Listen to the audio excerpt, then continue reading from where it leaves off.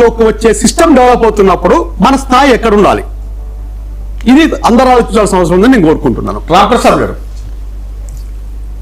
రాంప్రసాద్ గారు ఇందాక వారు చెప్పింది ఏంటంటే వారి యాక్టివిటీస్ కూడా నాకు చాలా చిరకాలంగా తెలుసు, దశాబ్దాలుగా.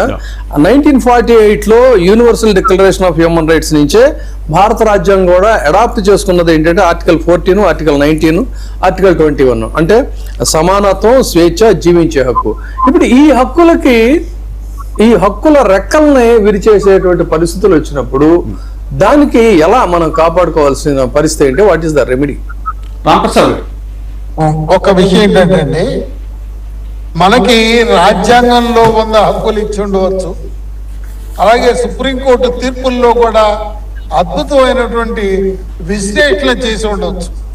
కానీ కొన్ని భయంకరమైన నల్ల చట్టాలు వస్తున్నప్పుడు చాలా సార్లు మౌనంగానే ఉండిపోతున్నాం. ఉదాహరణకు ఊపా యాక్ట్ తీసుకొచ్చారు.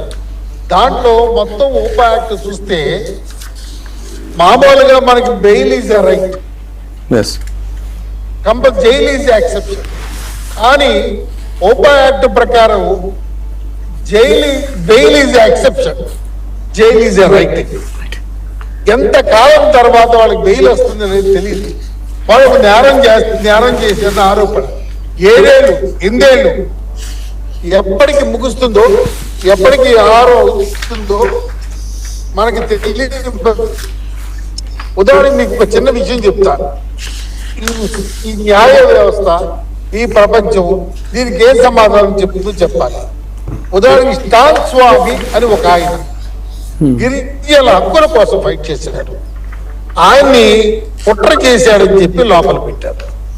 పెట్టిన తర్వాత ఏమైంది, అతనికి పార్కిన్సన్ డిసీజ్ అనుకుంటా, అతను అలా కదిలిపోతుంటాడు. అంటే మామూలుగా తిండి తినడానికి వీలు లేదు, కంపల్సరీ స్కూప్ అనే సాధనం ద్వారా మాత్రమే తినాలి. ఆ స్కూప్ ఇవ్వడానికి స్కూప్ కావాలండి, అతను మనిషి తినకపోతే చచ్చిపోతారండి అంటే స్కూప్ ఇవ్వడానికి కోర్టు 4 రోజులు చేసింది. దాని మీద కౌంటర్ వేయమన్నారు. స్కూప్ మీద కౌంటర్ ఏంటంటే వల్లకాడు. అంటే ఏ స్థితిలోకి అసలు మనిషి ఏది అవసరం, వాడు తిండి అవసరం. జైల్లో పెడితే తిండి పెట్టాలి కదా, తిండి వాడు తినలేడు, స్కూప్ అవసరం. దాంట్లో కూడా కుట్ర కోణాన్ని ఎదిగే ప్రపంచంలో చిట్ట చివరికి అతను నేరం రుజువు కాకండి అని 7 ఏళ్ల తరబడి లోపల ఉండి చనిపోయాడు. Is a father, is a church father. అతని మీద ఆరోపణలు ఏవి రుజువు కాకండి చనిపోయాడు. ఎప్పుడు సాయిబాబా, ప్రొఫెసర్ సాయిబాబా ఎలా చనిపోయాడో మనకు తెలుసు. తెలియకండి అతను చిట్ట చివరికి చాలా విచిత్రంగా అతని మీద నేరం రుజువు కాకపోతే సుప్రీంకోర్టుకి వెళ్తే కరోనా అప్పుడు కూడా కూర్చున్నారో లేదు కానీ 1 రోజులో కూర్చుని మళ్ళీ దాన్ని స్టే ఇచ్చారు.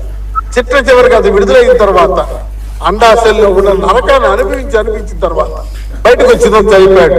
ఇప్పుడు చెప్పండి, ప్రజాస్వామ్యంలో ఏ ఆర్టికల్, ఏ ప్రజాస్వామ్యం, ఏ న్యాయమైన వాళ్ళిద్దరిని కాపాడింది? వాళ్ళిద్దరే కాదు, ఎంతో మంది అలా చనిపోతున్నారు. వాళ్ళు కాపాడడానికి మార్గాలేవి చెప్తున్నటువంటి ఒక ప్రజాస్వామ్య రాజ్యాంగం ఇస్ ద బిగ్ బ్రదర్, మిగతా యాక్టర్ని కంటే. కానీ రాజ్యాంగం కంటే ఊపా బిగ్ బ్రదర్ అయిపోయింది. కానీ దీన్ని ప్రశ్నించవలసిన వాళ్ళు ప్రశ్నించలే. ఎందుకు ప్రశ్నించలే అంటే నా స్పష్టమైన ఒక తత్వవేత్త కొటేషన్, మేధావులు మౌనంగా ఉంటే మూర్ఖులు రాజ్యాలు వెళ్తారు.